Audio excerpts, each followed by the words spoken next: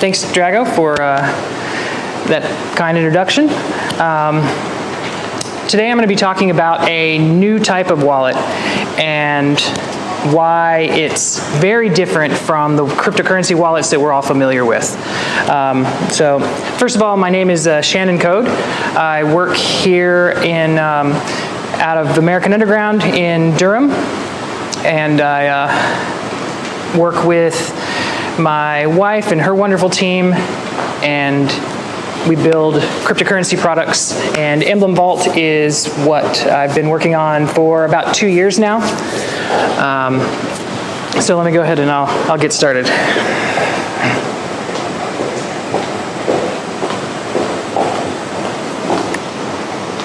So here's the obligatory contact me slide. I would probably be easiest to reach over Twitter, which isn't up there, but I'm Shannon Null Code on Twitter.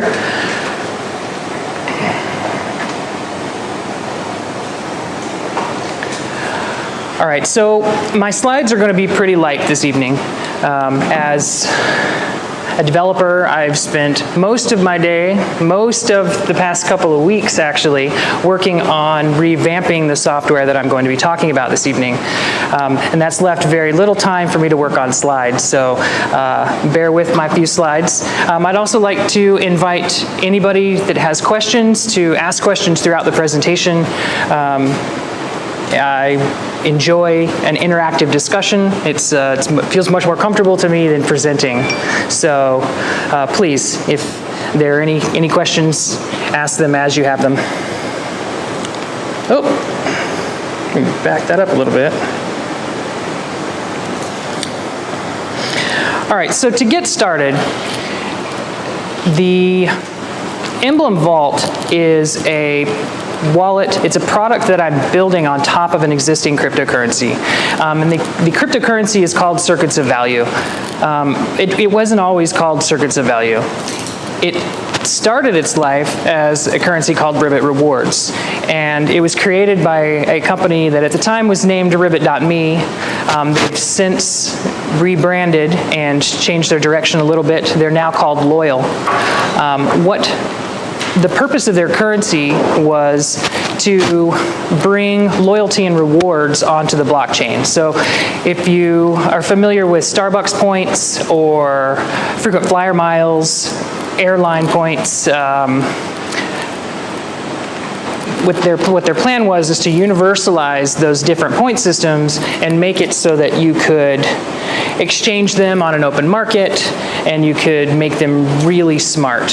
What they realized is they realized pretty quickly that building their own cryptocurrency was complicated and was very early and was kind of gray. It was kind of a gray area for them. They started to accept rounds of funding. They received their Series A round of funding, and some of their investors, or some of the potential investors for that series were turned them down because they had an existing cryptocurrency that was on the market and traded on a couple of exchanges. So they found themselves in a situation where they had this cryptocurrency. It was fundamental to their original business model, and they had a reputation problem. So they didn't know what to do with this cryptocurrency. The cryptocurrency had been sold for many months. So there were users that were holding it. Like most cryptocurrencies, there's no switch that they can turn off that stops the cryptocurrency from working. There are just all of these people out there that are holding this cryptocurrency and have expectations because they all think that they're investors, right? So even though the terms of service said that they were not investors, they still have expectations and want to be treated like they were investors. So one day I was like, okay, well, why don't you just give me the cryptocurrency? I'll go ahead and rebrand it, make all of those people that are holding the cryptocurrency now happy, and I'll do something fun with it, right? I wanted a pet project. I always enjoy pet projects. So they agreed. And me and a friend, we took the currency, we renamed it to Circuits of Value, and began transitioning from Ribbit rewards to circuits of value. And at this time also, Ribbit decided that they were going to do their part as well, and they changed their name to Loyal. So there was they rebranded, they gave the cryptocurrency to me, I rebranded the cryptocurrency, and there was this nice even split. They were able to, I think they're now up to Series B rounds of funding, so they were able to accept a lot more legitimate funding raises, and they didn't have this cryptocurrency that was sort of lingering in the background anymore. What happened to the people who invested? Did you carry them over or you drop them out? That's what I want to know. What happened? So, it's actually what I'm going to talk about next. It's a really good question. So part of my personal goal, and one of the reasons that I took it over, is because what I didn't want to happen is I didn't want the currency to be abandoned, because that would leave a whole bunch of people that had been really excited about this cryptocurrency. They would just kind of leave them with nothing. They would just be angry. I knew that I couldn't really help a reputation problem with a whole bunch of angry people. So part of the rebranding, one of the things that I needed to do was get out from under this software that was written. So the Ribbit Rewards currency was written on a Bitcoin fork. So as most of the cryptocurrencies that are on the market are copies of other cryptocurrencies. So someone will take the Bitcoin software, they will create a copy of it, they will change all of the names, add their copyright to it, and re-release it with some of their own parameters, but mostly a lot of the cryptocurrencies are just name changes. So they had done that when they created their cryptocurrency. Unfortunately, when they did that, they also copied over bugs. All right, so Bitcoin is a work in progress. It's a moving piece of software. At the point that they copied Bitcoin and created their own cryptocurrency, they copied every single bug with them. And they didn't have the staff or the know-how to fix these bugs, to really maintain this software. So one of my early goals was to fix that problem. Go ahead. How buggy was it in terms of percentage, count, severities?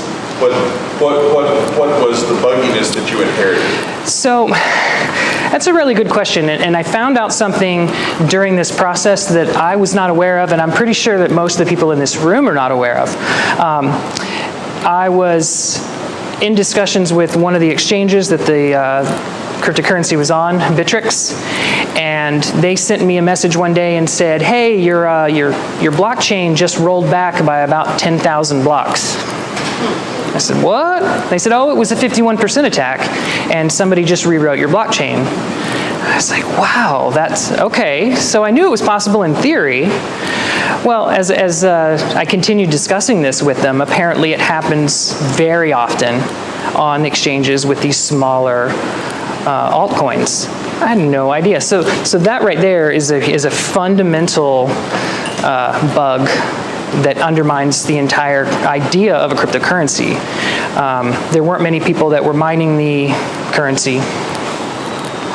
Another example of bugs that I knew that were coming up were, recently someone released the public key that allows anybody, or the private keys, that allows anybody with that private key to send messages over the Bitcoin blockchain network. And we knew that that was going to happen one day. So there's a bug that essentially, if somebody knew that key, they could send messages and control all of the Bitcoin, or all of the cryptocurrency mining nodes that had that key hard-coded in the software. There were also some mining bugs. So when the cryptocurrency was started, somebody had built in a more advanced difficulty and mining rules that were not coded correctly. and were causing problems. Go ahead. Yes, I'm into mining. I have a question. You say that, what you say the last thing, the hard thing, mining and all that stuff, and cryptocurrency and all that stuff.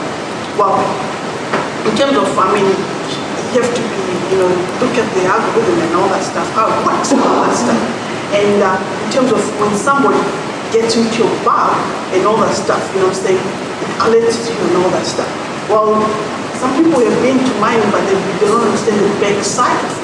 What I'm saying? Right. If you're aware of it, I mean, if you are into that business, you're building on and all that stuff. As long as you're building on whatever Bitcoin platform or algorithm platform, obviously there will be bugs. You have to be aware of that. What I'm saying?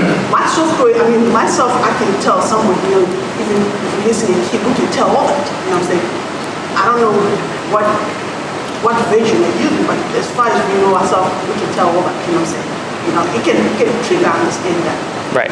99.9% some of us, we can teach that right away, say something like that. I know, you can go ahead, but...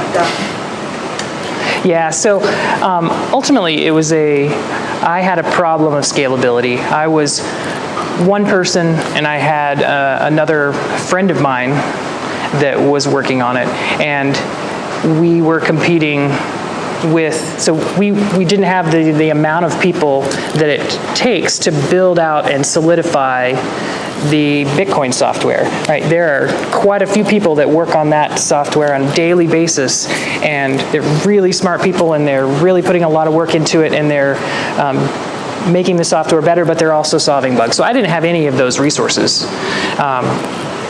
So my first goal was to get it off of that software. So the best way we figured out how to do that was swapping to another chain. And the obvious choice was Bitcoin, right? So we came up with a way utilizing counterparty protocol. So counterparty protocol is basically a way of crafting very unique transactions on Bitcoin that carry with those transactions special information that let you do things that Bitcoin wasn't designed to do. One of those things was to create new cryptocurrency types. So we created a cryptocurrency called Circuits of Value. On Counterparty, we issued a certain number of tokens, the same number of tokens that had already been minted on the other blockchain, and we initiated a swap. So we let everybody know that, hey, we're moving to this new blockchain. We're going to be putting this other blockchain to bed, and we would really like you guys to move over. And we gave them a really simple technique using the software, the wallet software that we already had, to do that. So what they were, we also paid them.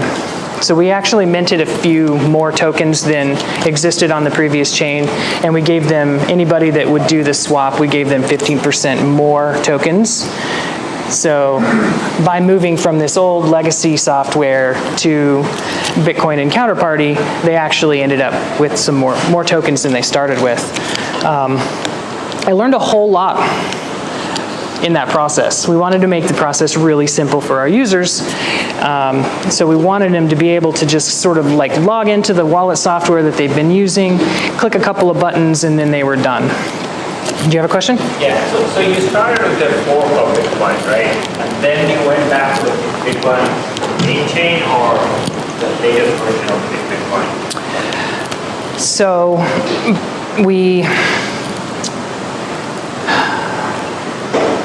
the counterparty protocol works. It works sort of on a protocol level. So it means that the rules are designed independently of the Bitcoin software. So whatever the current version of the Bitcoin software that most of the people have installed on their machine, most of the miners have installed, whatever everybody's running, that is the Bitcoin network as it stands today, and as it stood then. And it's constantly changing as new software gets released. Well, the counterparty protocol doesn't change very much at all. As a matter of fact, last time I looked, it hasn't changed in like 6 months or something. So what we really managed to do by moving over to Bitcoin blockchain and utilizing the counterparty protocol was say, we actually have no software to maintain. We'll go ahead and let Bitcoin do what it does and let the Bitcoin developers do what they do, because that's what they do. They're experts at that, and we'll just sort of piggyback onto that, and it was a win-win situation for us and for our users. They don't have buggy software, and I don't have software that I have to maintain, and when they ask me how secure is it, I can say, well, it's as secure as Bitcoin is, and you don't have a more secure cryptocurrency.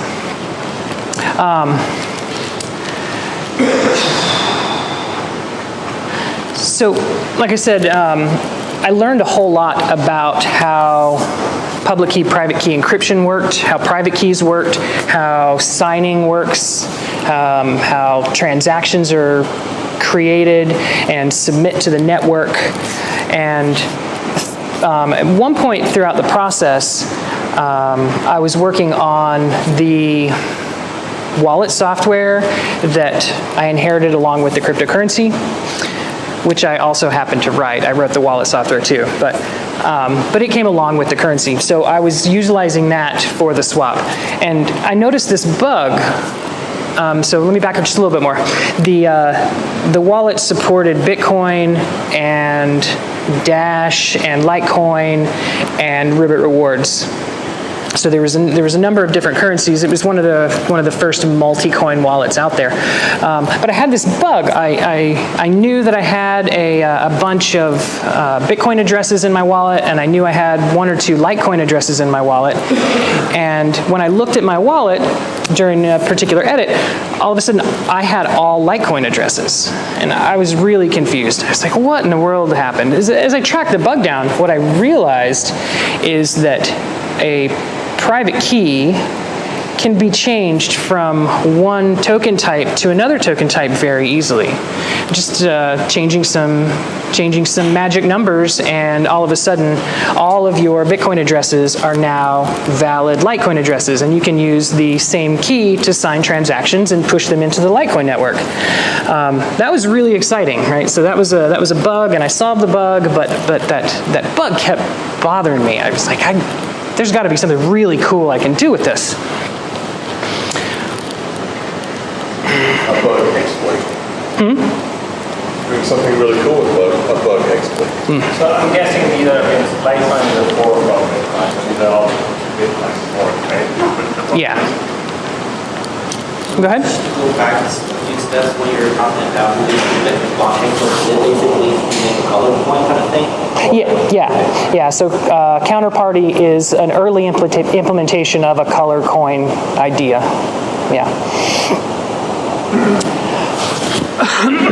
So right around this time that I was doing this, Ethereum had just come out, and Vitalik was talking a whole lot. Vitalik is the creator of Ethereum, and he was talking a whole lot about secrets and how do you keep stuff private? How do you lock stuff up for a certain amount of time and unlock it later? How do you ensure that something isn't locked forever, that it can be unlocked, but only by authorized users? There was a whole bunch of discussion about sort of how these secrets work and what the best ways of controlling these secrets and managing them and maintaining them, and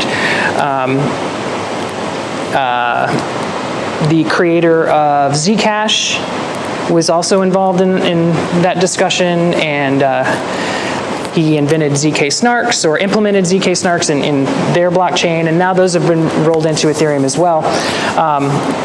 But I sort of sat on the sidelines and was really interested in this problem of secrets and how encryption works, and how do we ensure that we can protect these new digital assets that we're creating without making them so complicated that nobody can use them.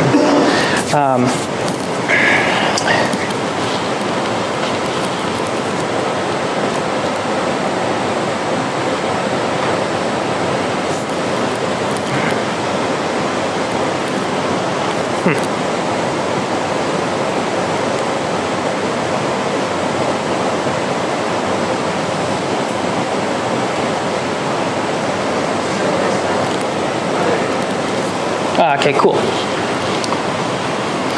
So throughout this discussion, and with the bug in mind, my partner Michael Sullivan and I decided that we were going to go ahead and try to build something a little bit different. And this is sort of tangential to the cryptocurrency that we had, right? So we had this newly branded cryptocurrency. It was moved to this new blockchain, or old blockchain. It was on exchanges. Everybody was happy. Nobody was complaining. It can just kind of exist and doesn't need much attention to be paid to it. But we wanted to really experiment with some of these secret sharing, or these secret ideas that we had. So what came about is the software EMBLEM Vault. And it's been about 2 years in the making. We've had to, over the past year, really prove out some of our concepts. And it's nearing release. So I was able to release today an updated proof of concept that shows how some of these features work. One of the things that we're able to do. So actually, let me back up a little bit. Is anybody here familiar with EMBLEM Vault? Anybody heard of it? Okay, so a couple people. So for everybody that doesn't know what EMBLEM Vault is, EMBLEM Vault can be compared to a piggy bank. It's a piggy bank that's clear. So what you can do with an EMBLEM Vault is you can put cryptocurrency inside of it, and you can pass that piggy bank around to another person. So if I can put a couple bucks inside of this piggy bank and I can give it to another person, and I no longer have it. So I can't take the money out of it, out of the piggy bank. The person that has it can't easily take the money out of the piggy bank. They can see what money is in the piggy bank. They can also put more money into the piggy bank. They can put different things into the piggy bank. If they wanted to, they could take, a key off their key ring and drop that into the piggy bank, and they could give it to the next person. So the person that currently holds the piggy bank, they have the right to claim all of the contents if they want. And how they would do that is they would take it and they would smash it, and they would take all of the contents, and now all the contents are theirs. But that piggy bank no longer exists. It can't be given to somebody else, and that somebody else expect to have the contents of the piggy bank. There is essentially no more piggy bank. So we built a cryptocurrency wallet around that concept. So an EMBLEM Vault is a container, and it's a container that can hold just about every type of cryptocurrency that has been created and will be created in the future. The way we do it is novel in that it will support any existing crypto system. So if a crypto system uses a random number generator to create its private keys, EMBLEM Vault can support it. Did you have a question? Did you build it with off-the-chain scaling kind of in mind? What was that? Did you build it with off-the-chain scaling in mind? Yes.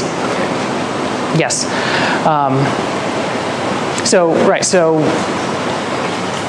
Yeah, one of the technologies that my partner and I were really excited about were this concept of sidechains. If anybody's not familiar with sidechains, what a sidechain is it's a blockchain that sort of sits next to another blockchain. So we've got the Bitcoin blockchain, and all of the Bitcoin transactions exist on that blockchain. And there was this theoretical idea of a sidechain, and what a sidechain would do was allow somebody to take their coins that were on the Bitcoin blockchain and lock them up and essentially move them to this other blockchain, and then they could move those tokens around on that blockchain, trade them, and depending on the blockchain they chose, they could do different things. So for example, they could pick a sidechain blockchain that would allow them to do really inexpensive transactions or really fast transactions. And then when they're done on that sidechain, they could migrate those coins back onto the Bitcoin blockchain, and the Bitcoin blockchain would unlock them, and then you could move them around. We really enjoyed that idea, and we wanted to utilize that concept. So we built that into EMBLEM Vault. So an EMBLEM Vault exists as a sidechain.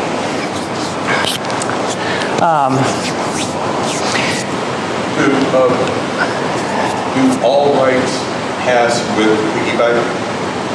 Use that analogy, but I just wanted to make sure that you've got the current right holder and the rights all the rights go with the current holder.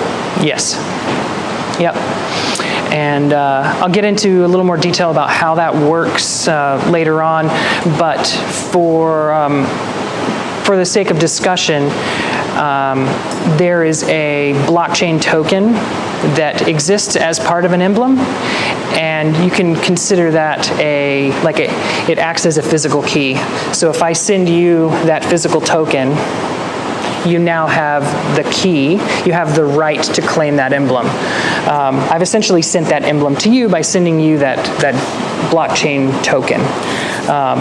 So if you were to look at it in your wallet, you would have that blockchain token, you would look at your balance, it would query the ledger, and it would say, all right, give me all the information about the emblem vault associated with this token. And if you were to open or claim that vault, smash the piggy bank, essentially, that physical token would be sent somewhere where it could never be retrieved. So what that means is that you can't scam people.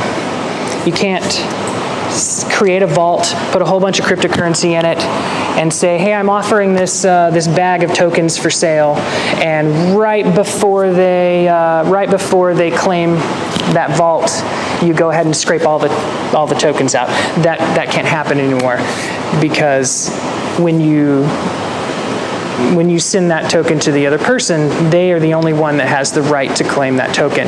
And if you were to have opened the token before the sale completes, then there would be no token to actually transfer, so no exchange could actually take place. So that token is on some blockchain, is that correct? Yeah. So which blockchain is that, on Bitcoin or some other? So I use, currently I'm using software called multi-chain. It is, it's similar to Bitcoin, but it's designed for making private blockchains. It's got configurable consensus. It's got some minor smart contract capabilities, and it's made to do what people were doing by forking the Bitcoin software, except that the creators of multi-chain have made it configurable. So if I want to have a blockchain that does certain things, I just change a couple of configuration parameters, deploy the blockchain, and now I've got my own. I don't have to worry about rewriting the Bitcoin core software and potentially adding those features incorrectly.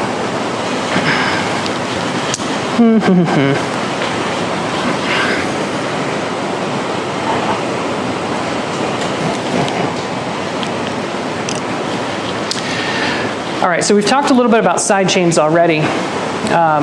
These are some of the technologies that I use inside of EMBLEM Vault to make this happen, are covered here on this slide. You know, obviously we use public key, private key cryptography. That's sort of fundamental elliptical key cryptography that Bitcoin uses and most of the cryptocurrencies use. One of the things that really got me and my partner excited at around the time that we started coming up with these theories was Shamir secret sharing. Now, Shamir secret sharing is like some of the other cryptography systems, wasn't new, right? It's been around for quite a few years. And essentially what Shamir secret sharing is a way utilizing public key, private key cryptography and elliptical curve cryptography. What it allows me to do is to create a private key and then split that key into a whole bunch of different pieces. And when I split it, I can say, in order to recreate the real private key, I need at least 3 of those pieces to come together. So maybe I split my key, my original key, into 15 pieces, but I say, I only need 3 of them to exist together in order to recreate that original key. So what that allows is that I can now take one private key and give a piece to everybody in this room. And I could say that in order to recreate that key, I need everybody that's in this room to come together and give me your pieces. Or I could say, I only want half of the room to be able, and it doesn't matter, as long as it's meets that threshold, I don't care who in this room give me their pieces, I will be able to recreate that key. I like the idea because I was pretty sure I could do some pretty unique things with being able to split a private key like that. Sure enough, we can. More recently, I heard of a company called NewCipher, and what NewCipher's done is they have re-implemented a proof of concept encryption system that is called proxy re-encryption. Now, what proxy re-encryption does is it allows a user to encrypt a piece of data to another user's public key, right? So it's effectively just public key, private key encryption, right? But what it also enables is that user that originally encrypted that data, let's say there's a third party and they're going to eventually need to decrypt that data. Well, they can't currently because they've got their own public key, private key pair. And in the way classic systems worked, in order for that third user to get that data, there would need to be a system that would decrypt the original data and re-encrypt that data to that third user. Well, what proxy re-encryption does is it allows a unbiased third party to re-encrypt that original data without having to decrypt it first. It's magic, that's what it is. But what it enables, what it allows me to do is when I transfer an emblem from one user to the next, that transfer, all of the private key pieces that exist to make up an emblem can get re-encrypted for that new user without anybody having to decrypt it. So one of the great things about an emblem vault and how it works is that when I create an emblem vault, I'm essentially talking to my local software and I'm talking to an agent in the cloud, and I'm saying, hey, can you give me an address? Or in the case of an emblem vault, can you give me a list of 200 addresses? Because Emblem Vault supports at this point about 260 different token types. But I don't want to know the public, or I don't want to know the private key. I just want the addresses. So what I get back is I get back a huge list of addresses for all the different cryptocurrencies that I can support. So I now have deposit addresses that I can deposit all these different token types into. I get a physical token that's my right to claim that. But I don't know the private key. So I can put, so it's the piggy bank again. I can put stuff into it, and there's no magic way for me to do some math and get inside that piggy bank. The only way to get inside that piggy bank is to destroy it, is to send that physical token to a particular address and exercise my right to claim the contents. That's when all the pieces come together and get delivered to me, and then I can reassemble that private key and scrape all the contents out of the Emblem Vault. And we do it by utilizing these. Do you gain access to the assembled key at that point, or is the key simply used to open up the piggy bank for you? So I actually, the low level, how it works is when an Emblem Vault is created, it creates a seed, which is effectively a large random number, and it splits that random number. So I'm using Shamir, but instead of splitting a key, I'm splitting a random number, and I'm splitting that random number into 3 or more pieces. A piece that's stored on the blockchain, a piece that's stored in the server, and a piece that's stored with me. And when I transfer an emblem to another person, they get enough of the pieces, but they don't get all the pieces, but they get enough of the pieces because they're the current right holder to claim that emblem. And when they send their physical token in, when they destroy their piggy bank, they, in return, they get all of the missing pieces, and they can reassemble. What they reassemble is they reassemble that random number, and that random number is used to seed a random number generator. And then depending on the parameters passed into that random number generator, different types of keys are created. So from the same seed, I create a Bitcoin private key. Using that same seed, I create a Litecoin private key or an Ethereum key. And then from those keys, I derive the underlying cryptocurrency addresses. So that's what I mean when I say that an Emblem Vault can actually support just about every crypto system that uses random number generators, because every random number generator takes a seed. So if I pass the same seed into a random number generator, I'm going to get the same results.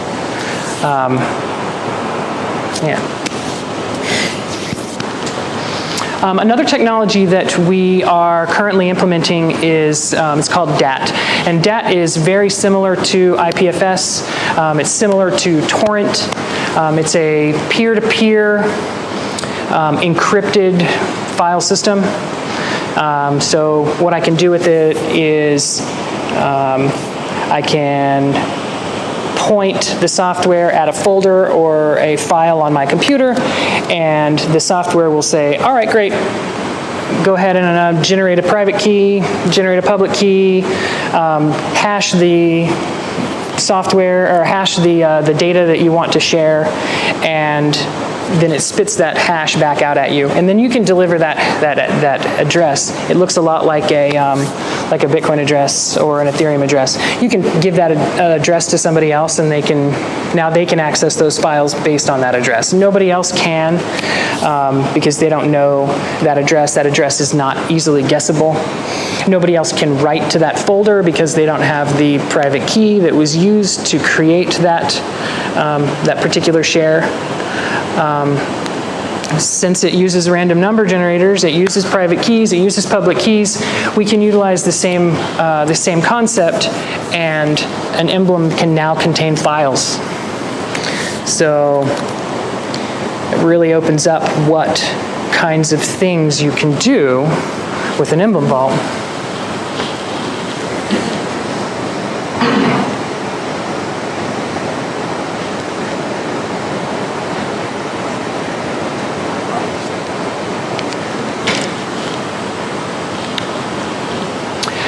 So we've created this system, right? We can store a whole bunch of different cryptocurrency types in it. We can store arbitrary strings. So you could theoretically store a gift card in it. You know, a gift card has a scratch off on the back of it, and that particular string, you could store that inside of an emblem, and you could transfer that emblem around. Now you can transfer a gift card around as easily as any other cryptocurrency. But what's unique is that you can also put a couple Bitcoin next to it, so you can start thinking about these different types of things that you can do. Now you can say, hey, I'd like to sell you this Walmart gift card, and it's got $15 on it. Oh, and there's a little bit of Bitcoin on there, and there's this other cryptocurrency on there. I'd like $35 for it, right? So you can start bundling these things together and transfer them around and have all of the securities of cryptocurrency.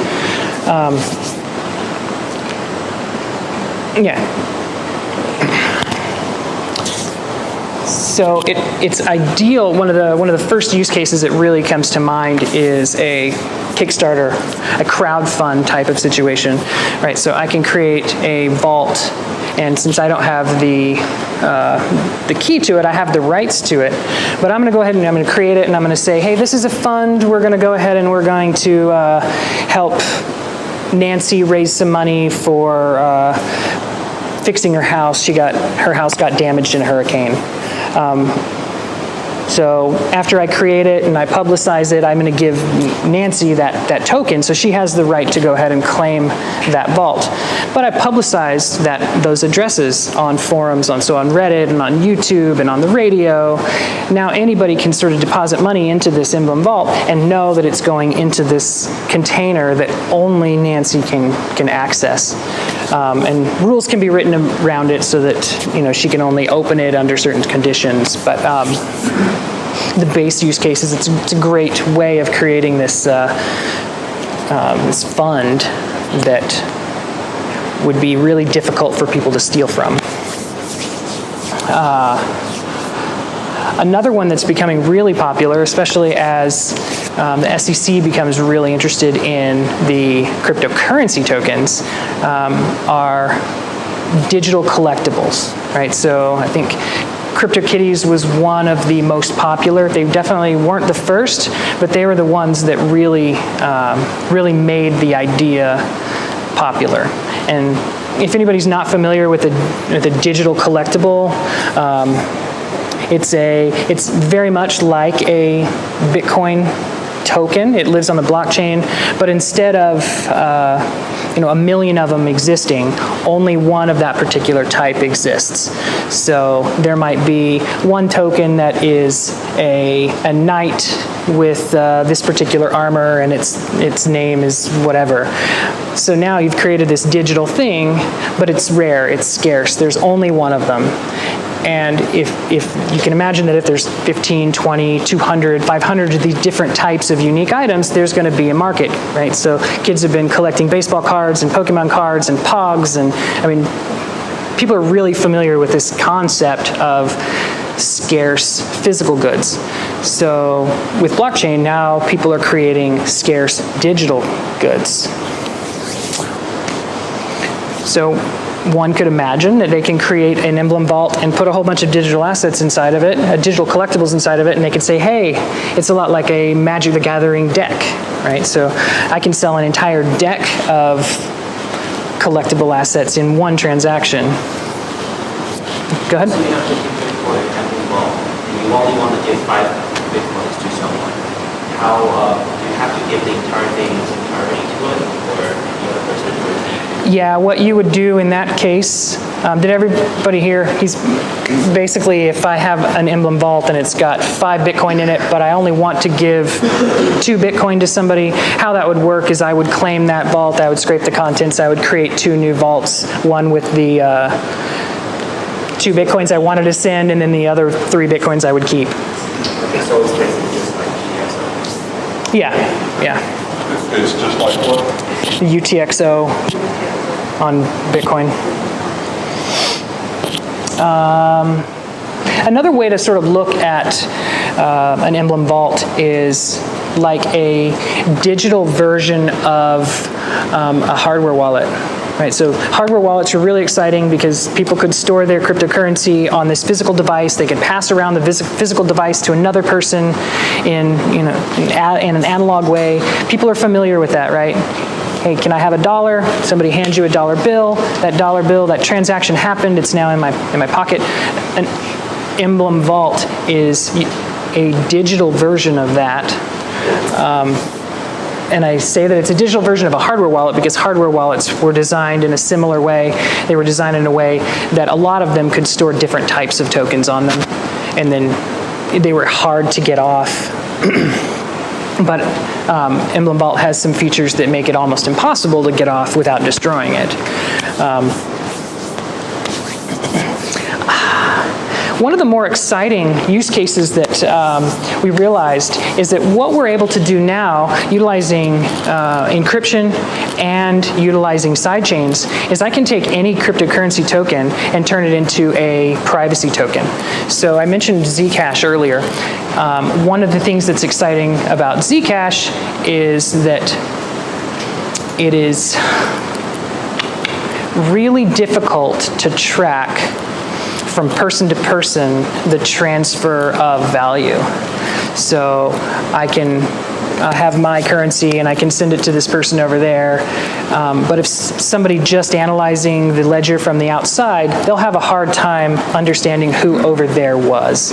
It's one of the things that makes Zcash so popular. Monero is another one that uses stealth transactions to do privacy-based transactions. So what you could effectively do now is you could take Bitcoin, which is not a private token. You can put it in an Emblem Vault. Effectively, the Bitcoin now stays in a single address on the Bitcoin blockchain. but the Emblem Vault's on a side chain, and it's moving all over the place, right? But if anybody's looking at the Bitcoin blockchain, that Bitcoin never moved, because what we're doing is we're not actually transferring the tokens around. We're transferring the right to claim the tokens. So anybody that's looking at those tokens, they never see them move. But the Emblem Vault could have moved to between 15, 20 different people. It's only when it finally is claimed, somebody's going to withdraw it and send it to a new location. Again, if you're looking at the original ledgers that those tokens started out at, it will look like a single transaction. Like it lands here, or two transactions. It lands here in this address, it doesn't move for however long, and then eventually it moves and goes somewhere else. But it decouples it from where it is, so it makes it impossible to track. So now I can turn just about any cryptocurrency into a privacy token. Go ahead. When there's a change in ownership, does it also get recorded on the sidechain as well? Yes. Okay. So would you be able to look at that chain then determine, how it's changed again? Yeah, you could. There are I incorporate some of the stealthier features of some of the other ledgers on the sidechain, as well as there's the option when you create an Emblem Vault to encrypt just about everything, including the addresses the deposit addresses that go with that Emblem Vault. So I'll create a vault, and if you're looking at it on the ledger, those addresses that are inside that vault are not public. It's just a whole bunch of encrypted values. Now, I'm the one that created it. I have the tokens. It's decrypted in my wallet, so I can see all the deposit addresses. I can see the balances. And then the only time anybody else could see the decrypted version of that token is if I transferred it to them. So that's another way that I sort of add this privacy to it. Another thing that, so I'm sure most people are familiar with LastPass or some other password managers. One of the things that could be done, since we can store arbitrary pieces of data encrypted inside of an Emblem Vault, it doesn't have to be decrypted in order to be re-encrypted to another user. You can start imagining now you can create containers of passwords. So let's say you're an IT, you're an administrator at a business, and you had somebody leave, you had somebody new come on, you need to transfer them access to these passwords. Now you can go ahead and transfer those passwords, and they never have to be decrypted in order to be transferred to another person. So physical access is another fun thing. So I created, at the Cryptolina conference, I created a bunch of PVC cards. They look like credit cards. They've got NFC chips inside of them, and I attached some identifying information to each one. So there was effectively an Emblem Vault associated with each card. And if you were to tap it on a phone, you could show off the contents. So you could say, so what I did is I loaded a bunch of CryptoKitties on them, I put a bunch of COVAL on it, and then I just kind of gave them away. And you can look and see what's on there. You can physically give that card to somebody else. You could, as soon as we get this feature built into the wallet, you'll be able to trade with somebody else. So you've got two people that have cards. Well, you can tap them on each other's phone, and you can swap the digital assets between the cards if both people approve it on their wallets. So it really adds some of these cryptocurrency features back to physical items. So now you can start doing things like you can have crypto tokens that act like physical access keys. Card games are an obvious way of implementing that. So again, back to the Magic the Gathering or these other card games. So you can have things that are stored within a card, right? So you bring your cards to a game and you throw it out on the table, and this one has this particular type of armor and this particular weapon, and somebody, manages to win that, or there's damage done to that weapon, well, the contents of the card are stored on the card. They're digital assets. Now they're really damaged, and you take the cards back home with you, and you go to play them somewhere else, and they retain their state, right? So it makes a physical item now behave digitally. It can change shape. It can change the way it looks. It can change the way it behaves, and it can maintain that state because the contents of the card are effectively stored on a blockchain. So the scenario you used just a moment ago, which is giving $1 to somebody. Let's say that you've got your money in your wallet and your piggy bank, and it's not easy to withdraw from the piggy bank. You have to destroy the piggy bank. So is that process? You destroy the piggy bank, you take $1 out, you make a new piggy bank with $1 in it to give away, and you make another new piggy bank for what you had minus $1.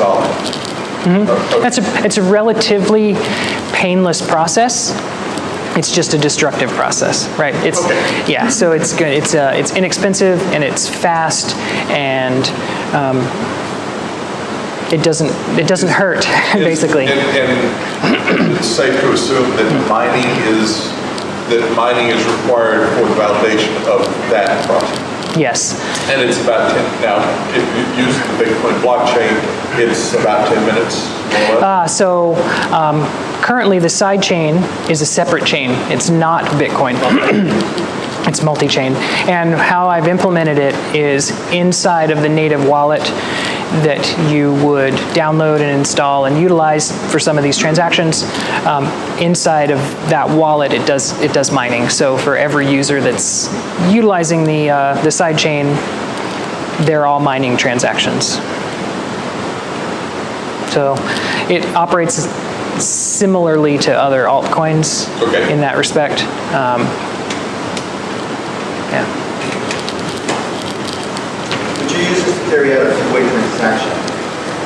I'm glad you asked. I forgot to mention it. So one of the things that's really unique about multi-chain and a few other ledger softwares that I'm looking at is they allow what's called an atomic swap, but they allow an atomic swap in a way that's unique to the way they're implemented on most cryptocurrency ledgers today.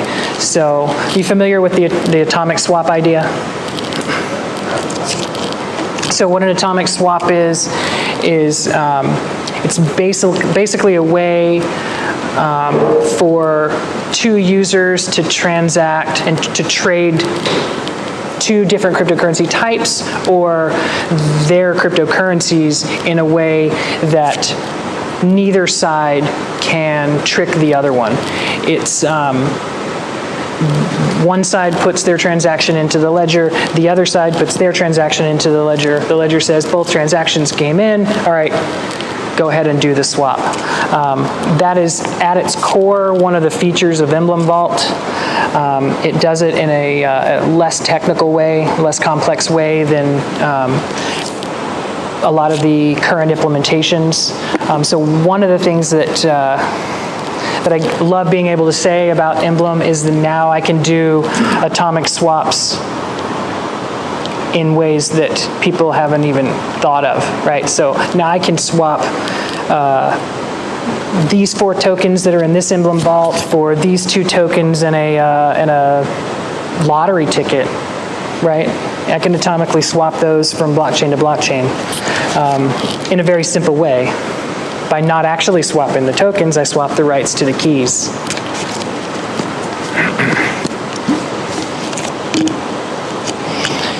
Does anybody have any other questions?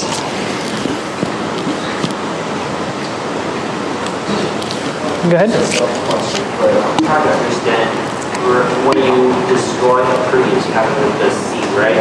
And now with that, you have a internet technology.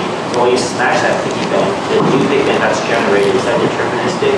So like, you know, you do that again, would it be generating the same piggy bank?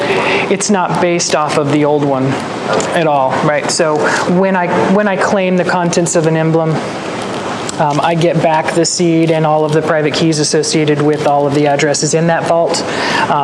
There is not automatically a new vault created. I would have to actually tell it to create a new vault, and every new vault is based off of nothing prior.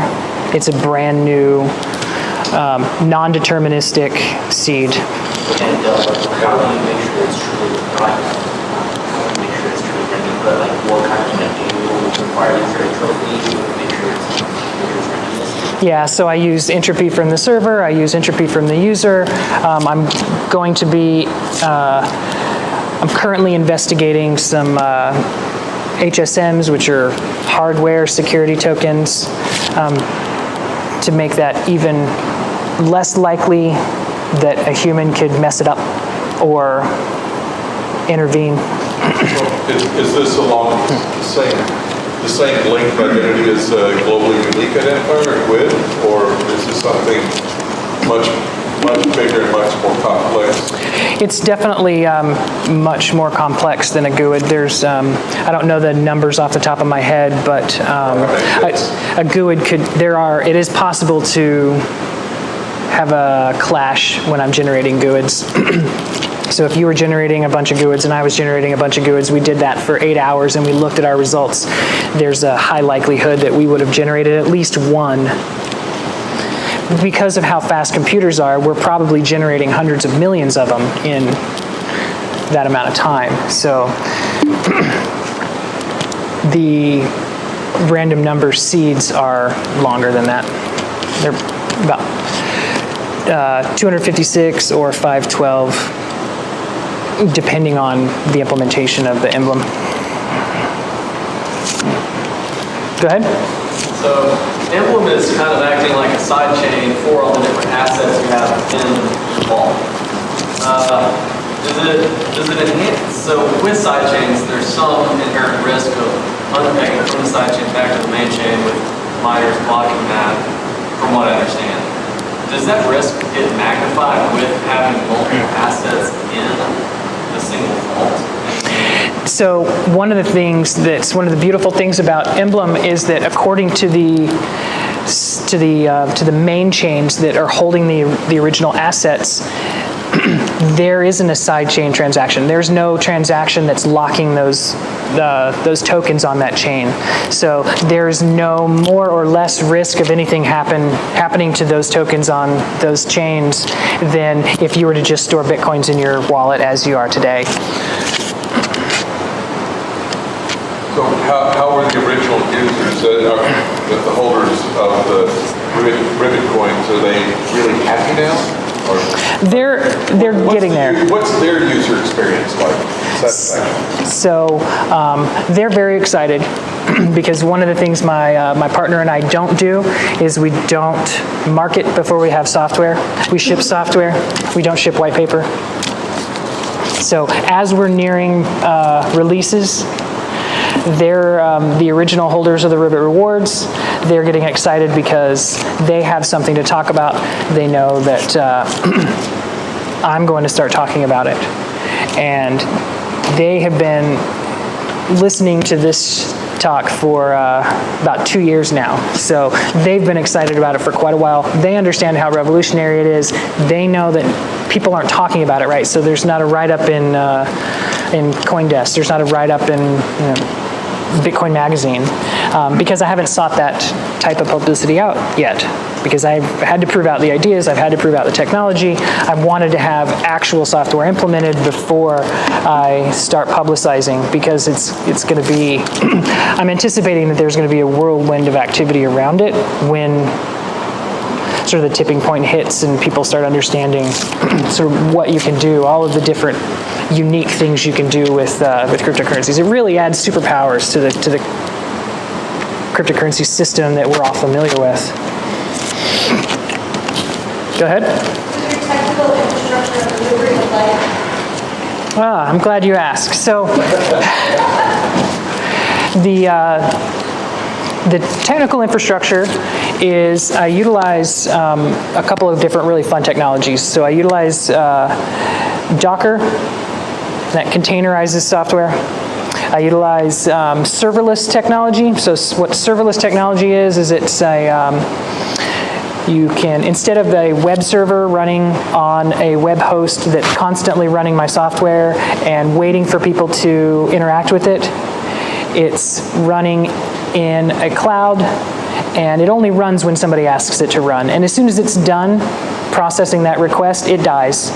So when I say create me an emblem vault, it'll hit this cloud, and the cloud will spin up a small, really opinionated, really kind of dumb, simple process to generate a random number.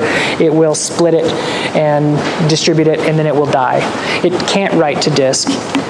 There's no way, if I've got two users that are asking a service to create vaults, there's no poisoning. It's impossible for the information that's in this process to bleed over into the other process. So I utilize that technology because it's cheaper and it partitions stuff naturally.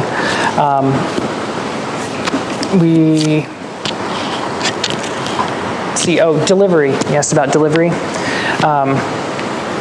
I work with a local company, Unspecified, and they are helping me solidify the software that I'm writing. So I throw a bunch of features out there. I write them sort of very, very prototypical way.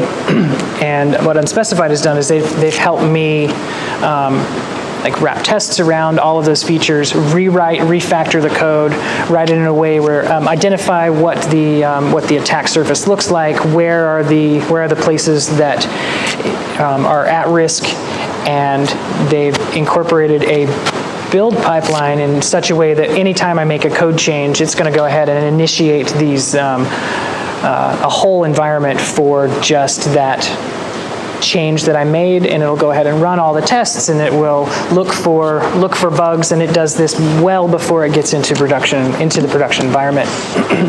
And deploying into the production environment is automated in a similar way.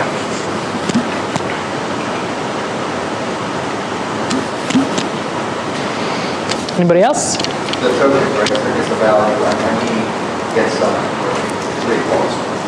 Yes. Yeah. So that's how I tie the original cryptocurrency back is. But you have a token per call. I haven't right now. It's all free. I haven't coupled them together yet, so I don't have what the price will be. But all of the operations, so to create a vault will have a cost, to transfer a vault will have a cost, to open a vault will have a cost. I think to open a vault might be free. It would probably feel a little unfair if somebody gave you a vault full of some cryptocurrency for like your birthday, and then you're like, okay, great, I'm going to go ahead and claim it. Wait, I can't. I have to go buy this other cryptocurrency. So now I think opening them will be free, but other operations will cost. What is your development languages? What are your development languages of choice? Python, Node.js. Would you be willing to give a talk about the Python at some Python meetup? Maybe. The Python I use is pretty sparse, to be honest. Yeah, let's talk about it afterwards, and yeah, I have to think about that. I mean, not asking you to disclose secrets. Yeah, it's not that. It's just that almost all of what I do is currently written in Node.js. I have some, so the slide where I talked about proxy re-encryption and the company NewCipher, their software and libraries are written in Python, so I have implemented a shim where I communicate to their libraries over the shim, but I'm talking to it via Node. Yes, it's running on cloud, right? What was that? The Node.js piece of the code is running on cloud. That's the interesting thing about it. One of the reasons I chose Node.js is that I can use some software that can compile the software so that it will also run in the browser. There's a couple of technologies, Webpack and Browserify, that will let me take Node.js code that typically runs on the server. It will rip out certain pieces of the code, but compile most of the rest of it so that it will all run inside of the browser. So what I can do is I can write it once, I could deploy it in the browser and deploy it in the server and use the same code to generate keys in the server as I do in the browser.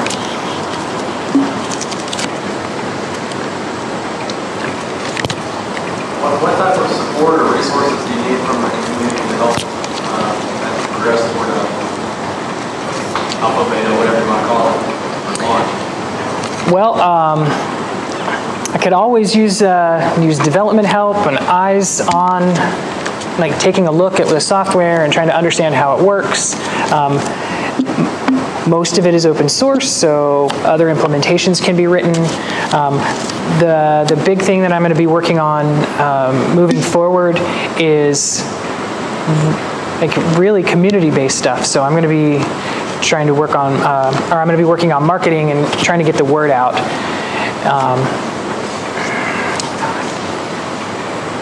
So kind of going off of what you just asked, is there any plan to, is this like, this is are you planning to monetize like a business model or anything like that?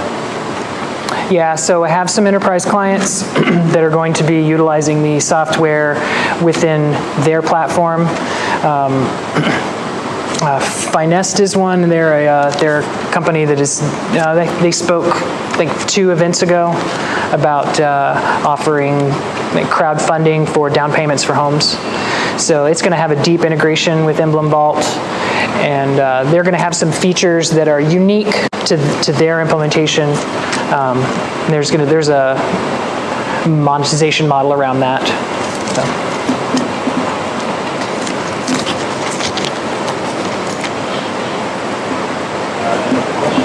Anybody else? Fantastic. Well, thank you so much for coming out tonight. Thank you, Roger. Please enjoy the networking time until about 8:30, 8:45. Thanks for coming out.